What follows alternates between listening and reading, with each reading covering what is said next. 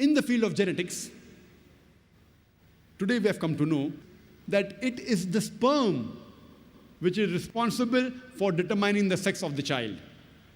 And today science tells us that the 23rd pair of chromosomes in the human being, it determines the sex of the child. If it's XX, it's a female. If it's XY, then it's a male.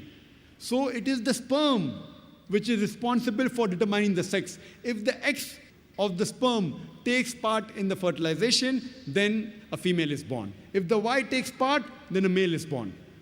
And this is exactly what the Quran says in Surah Najm, chapter number 53, verse number 45 and 46, that we have created the human being from a minute quantity of liquid which is ejaculated.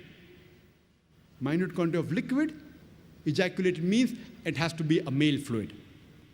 The similar message is repeated in Surah Qiyamah, chapter number 75, verse number 37 to 39, that we have created the human being from a minute quantity of sperm. Nutfatun min mani yumna. We have created the human being from minute quantity of sperm, then made it into an alaka, then made the alaka into mudga, then gave it sex, male and female. So the Quran says that the sperm is responsible for the sex of the child, whether it's male or female. In this country of ours, this great country, India, for reasons known best to the Indians, in India mainly, most of the people, they prefer having sons rather than daughters.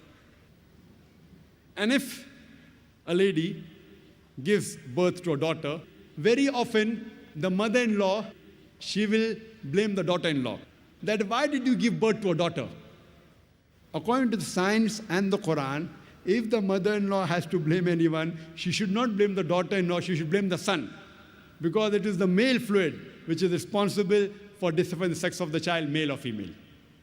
Actually, it's in the hands of Allah subhanahu wa ta'ala. He is the one who makes it male or female. But if the mother-in-law has to blame anyone, she should blame the son. Because he is responsible for the sex of the child, male or female.